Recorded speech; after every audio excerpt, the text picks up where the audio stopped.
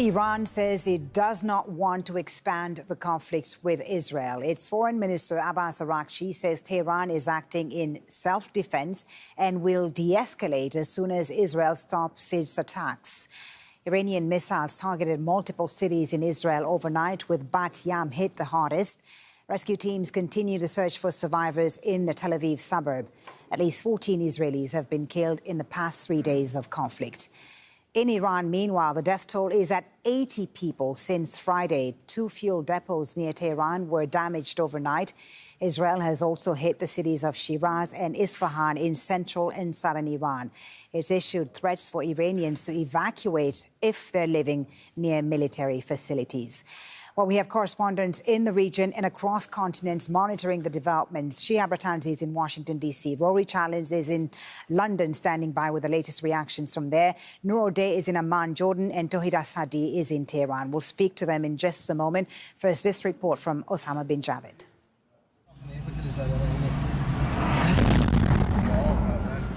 Another morning of explosions across Iran. This one during rush hour in the central city of Isfahan.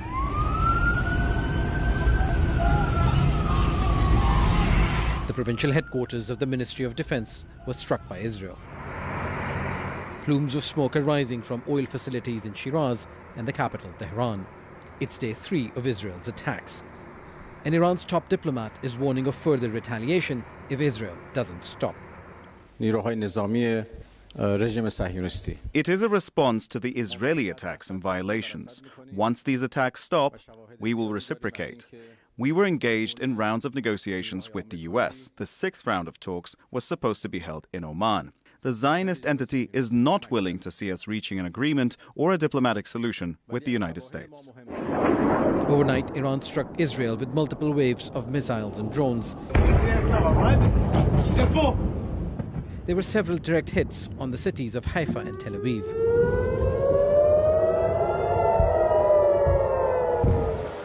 Israeli citizens were told to seek shelter through the night as Iran and Yemen responded to Israel's attacks. Israel's advanced air defense systems could not stop all the rockets and missiles. On Saturday, Israel launched more attacks targeting Iran's critical energy infrastructure. As night fell, an oil depot near the capital, Tehran, was hit and caught fire. Satellite images revealed the impact of Israel's earlier strikes on Iran's nuclear facilities. As missiles continue to land in both countries, calls by international leaders for calm have not been able to halt the conflict. Osama bin Javed, Al Jazeera. Well, let's get the latest now on the ground with Tawhida Sadi, who's in Tehran for us. Tawhid, what's been the aftermath of the Israeli strikes on Iran? How significant are they in terms of operational and symbolic impact?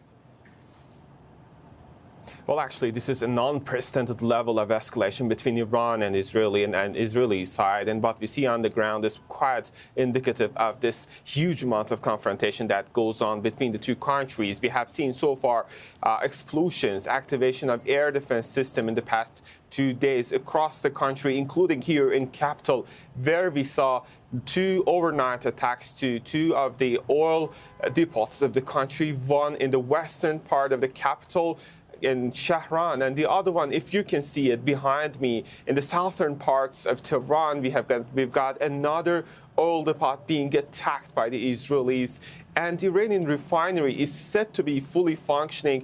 We had the similar reports from Isfahan, where an attack happened to one Ministry of Defense facility, saying that there is a possibility of casualties coming out of that scene. Also, we've got the report from the refinery of Isfahan saying that the energy infrastructures there has not been damaged. The same report came from the the Tehran refinery center, but still we are dealing with a lot of different developments. First, It was Abbas Araghchi, as you mentioned, coming out live today with different statements saying that Iran is going to continue as long as Israelis continue their military strikes. But one last point I wanted to share with you, if I may, is this headline by Kayhan newspaper saying that we're going to finish the war and we're going to finish Israel together. This is very interesting, showing the rhetoric that is here in Tehran. Right. I was going to ask you about, the reaction and how concerned Iranians are, given that Israel has also been issuing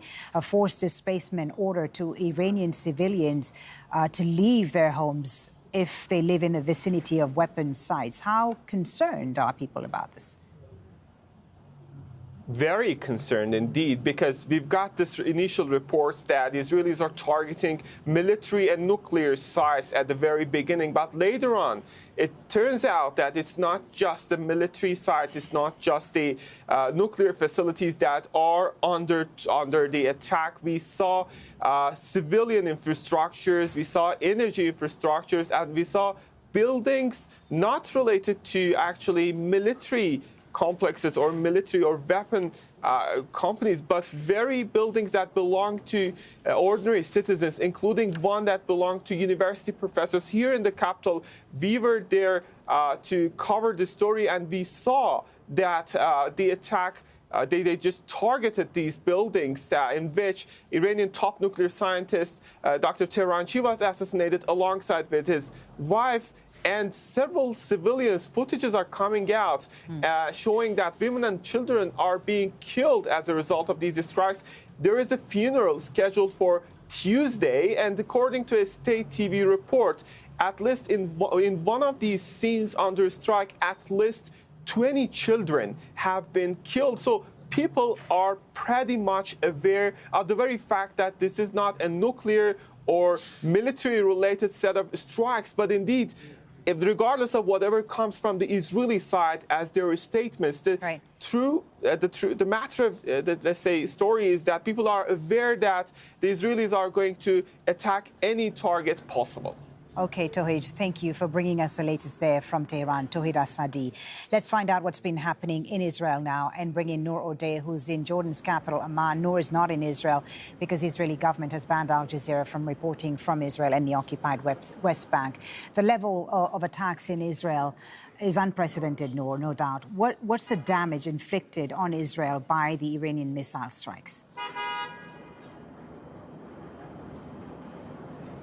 Well, the physical damage is quite extensive, as is the psychological impact. Let's start with Haifa, the home of the Israeli Navy and the refineries as well. The pipelines and the transmissions have sustained damage, although according to Israeli authorities, refining activities continue. But that is something that is surely to have some sort of impact economically. Near Haifa, in the town of Tamra, 4 Palestinian Israeli women were killed when a missile struck their home. There are no shelters in that Palestinian Israeli town. The most hit area, most impacted, is Bat Yam, that on the outskirts of Tel Aviv. At least 6 people are confirmed dead, and rescue operations continue to retrieve people from under the rubble. The Israeli president, Yitzhak Herzog, as well as the prime minister and other ministers visited the site, an indication really of just how strong, how traumatic the images coming out of Bat Yam are for the wider Israeli public. The Minister of Energy, the Israeli Minister of Energy, said that for every building Iran takes down in Israel, Israel will take down 100 in Iran. So that just gives you an indication of what the tone in Israel officially is, at the very least. And Noor, I imagine that neighboring countries like Jordan, where you are, and Iraq, extremely concerned about the risk of escalation, the risk of this spreading. Absolutely, because if this escalates even further, and if the United States comes into the mix fully, as many Israeli leaders, ministers, and even opposition figures are urging it to, then we would be talking about a completely different and certainly more serious scenario.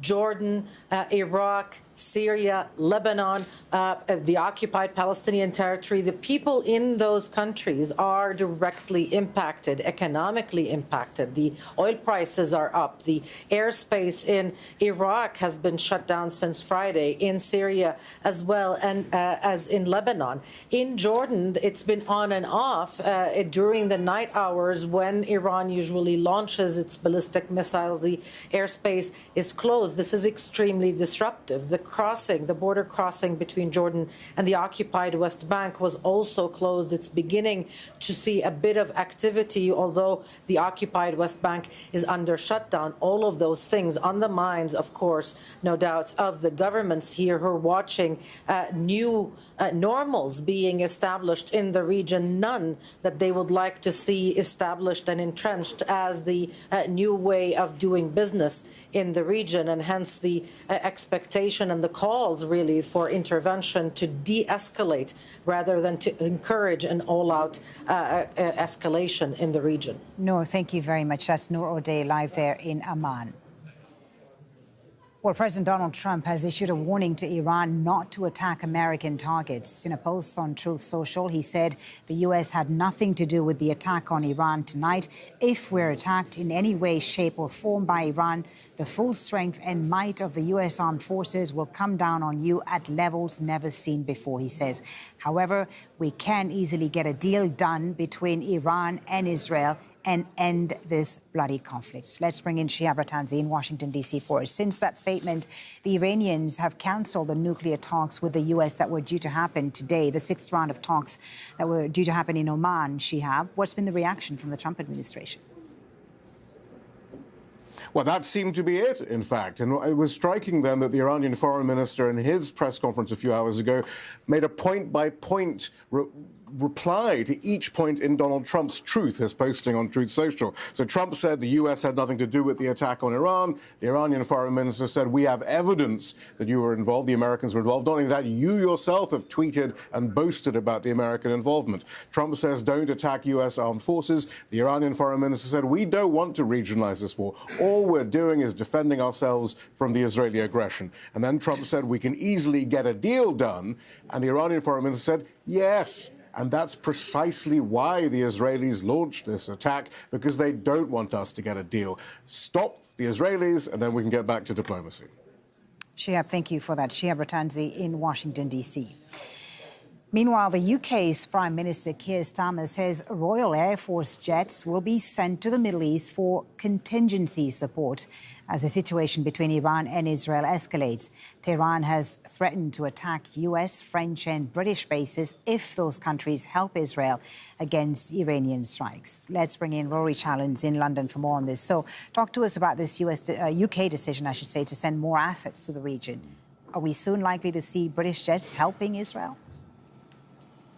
Well, Keir Starmer was specifically asked about that. Reporters were talking to him while he was flying from the UK to Canada to go and take part in the G7 summit there, where, of course, this new war is going to be very, very high on the agenda. Reporters spoke to Keir Starmer and they said, are you going to help Israel out if there's fresh barrages of missiles coming in? And very specifically, Keir Starmer did not give a yes or a no to that question. He said these are obviously operational decisions and the situation is ongoing and developing, and therefore I'm not going to get into the precise details. What he did say, though, was that the UK is already sending further support in military terms to the region, to its air bases in the region.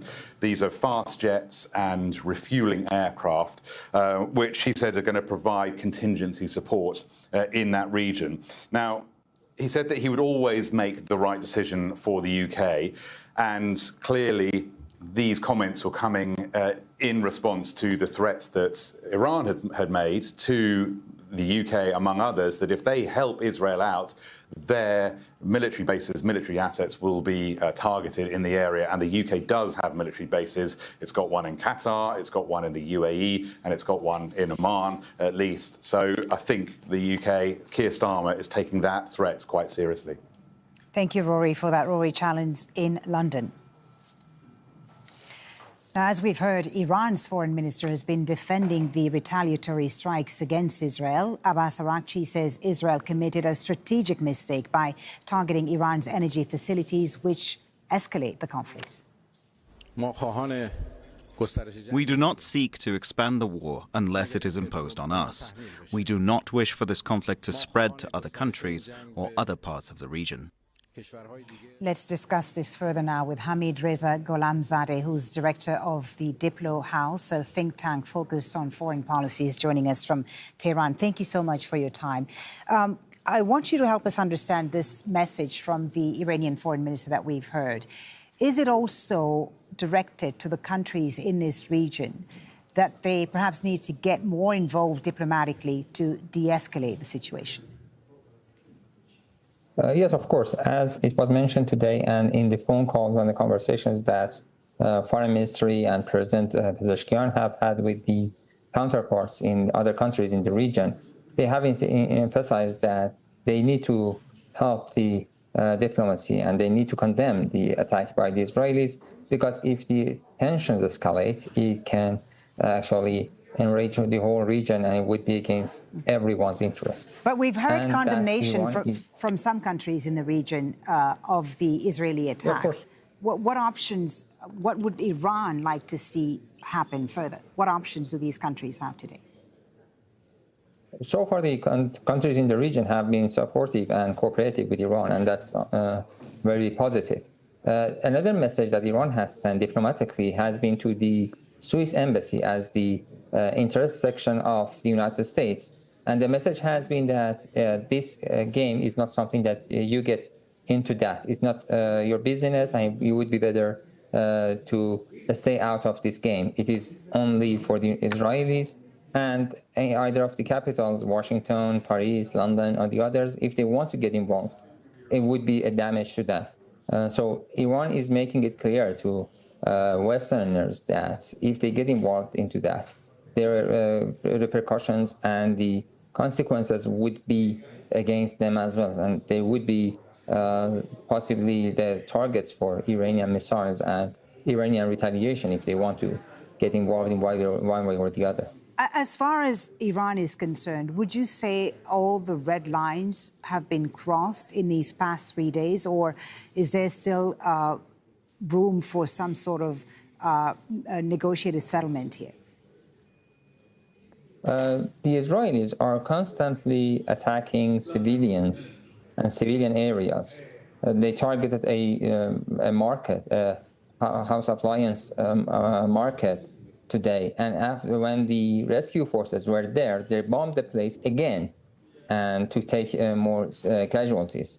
They have been attacking houses and residential buildings. From the earliest hours, they have continuing this. So they have already passed all the red lines. And when they pass these red lines, Iran needs to take serious actions against that. Yeah. The same model that was happening in Gaza and in Lebanon is being repeated by the Israelis here to take civilian casualties in order to frighten the Iranians and the people. However, it's not going to work like that. But anyway, the people are being killed by Israelis, and Iran needs to stop this war machine. Let me ask you about the Americans here. We've seen and heard the statement from President Donald Trump that Iran needs to negotiate a deal on its nuclear program. Tehran, we know, has cancelled the 6th round of talks with the U.S., which was due to happen today in Oman. What will it take for the Iranians to return to the negotiating table? There is no ground for any negotiations anymore. The negotiations were supposed to protect the Iranian nuclear program, ensure the rest of the world of its peacefulness, and to ease the sanctions against the Iranian economy. None of them is possible right now. The Israelis are attacking nuclear facilities. They have been clearly and blatantly supported by the Americans. President Trump has clearly supported them, and there is no ground for So are you saying that there's no avenue for diplomacy at all? I don't think for the time being there is any, unless the balance of power is reshaped again with the current military campaigns that is going on. Iran would bring Israelis to its knees, and when they admit the defeat, And then there would be time for negotiations about stopping the attacks and military campaigns. But until then, there is no ground for Iran to get to the table and be open to negotiations, because it would be translated into actually a weakness from Iranian side, and it would be benefit for the Israelis. Right. And Iran is not going to accept that, because they would attack against Iran again in the future. Okay, thank you so much for sharing the view there from Iran. Hamid Reza Golazamdeh joining us from the Iranian capital, Tehran. Let's get the perspective from Israel now and speak to Alan Pincus, who's a former Israeli diplomat and columnist for the Independent newspaper in the UK. He joins us from Tel Aviv. Thank you so much, Mr. Pincus, for your time. I'll ask you about what's going on in Israel in a moment, but I just wanted to get your thoughts and reaction to what the Iranian foreign minister said earlier today. He said that the reason the Israelis went ahead and attacked 3 days ago was because they knew that a deal was near between the Iranians and Americans. What do you say to that? Yeah, good morning, Folly. There's some truth to that. And Israel stated explicitly that the time has come and that there's an urgency because a very bad deal is going to be struck between the U.S. and Iran. And the timing was just a few days ahead of the 6th round of talks, which was scheduled for yesterday in Muscat, in Oman. But I don't think the Israeli attack was just meant to foil that. Because, look, on Thursday, 12 hours before the Israeli attack, President Trump urged Israel publicly to refrain from attacking. And yet Israel defied him. Whether he knew about the attack, apprised or consented, I don't know. Time will tell. So foiling the talks, I think from an Israeli point of view, was a bonus, but it was not from the way Israel sees it. Okay, so what way does Israel see it? These attacks today that we're seeing on Iran, on the Iranian energy infrastructure, what is Prime Minister Netanyahu's political objective today? Is it deterrence? Is it degradation of Iran's capabilities? Or is it regime change in Tehran? Well, it's a very good question because A, he never stated his objectives. B, I doubt that he does have strategic political objectives other than degrade, as you correctly pointed out, Iran's capabilities. But, you know, if the idea is to eliminate, neutralize, or significantly degrade Iran's nuclear capabilities, you don't need to attack oil terminals or gas fields in Bandar Abbas. There are other ways of doing that. Right. And I think it is clear, Folly, that Israel cannot independently take out Iran's entire nuclear infrastructure. I was going to say that, in fact, I mean, because everyone seems to agree that taking out the entire Iranian nuclear program is practically impossible. So if that's the case, I mean, what would be the attainable political end game for Israel in this conflict? Well, you know, from Mr. Netanyahu's point of view, an attainable goal would be to drag the U.S. into this conflict, militarily and actively, because that's the only way he can, or the only way the Iranian military nuclear program and infrastructure can be hypothetically eliminated. But everyone is talking, and you yourself mentioned the possibility of a regime change. Now, regime change cannot be affected via air power. That's never happened. It's not going to happen now. For a regime change, you need two things to happen. Either the U.S. occupies Iran. Well, they had a very bad experience with Iraq, so they won't do that. And secondly, hypothetically again, that the Iranians, the Iranian population will rise and take and remove or dethrone the but so far we're not seeing that. On the contrary, we seem to be seeing a rallying of the flag, around the flag in Iran. I mean, let me just ask you, because we're running out of time, let me just ask you about what you said earlier about Prime Minister Netanyahu signaling the expectation of U.S. backing, that the U.S. will get involved at some point. But right now, we're not seeing that from the Trump administration. If Washington continues to withhold deeper military involvement in this conflict, what are Netanyahu's then next political or military options? If the U.S. gets involved, then Netanyahu is out of the game as an active political player, because then it's up to the U.S. and the scope, scale, and extent of their military activity. I don't see that happening, as I think you're rightly just pointed to. But then again, we're talking about Donald Trump, Folly. I mean, he says one thing in the morning, another thing in the evening, and then the next day he moves on to Ukraine. Right. Within the span of 12 hours, he said, I had nothing to do with it. Then he said it was an excellent attack, more will be coming. And then he said, we need to end the war. So, you know, if you can figure out what he means, I'd be indebted to you. Okay. I don't. Let me just ask you, Mr. Pincus, before we let you go, about the mood within Israel. Given the unprecedented scale of Iranian attacks we've seen on Israeli soil, is Israeli society today unified behind its government's latest military campaign? First there was Gaza, then there was Israel, and now there's Iran. Is there unity behind this?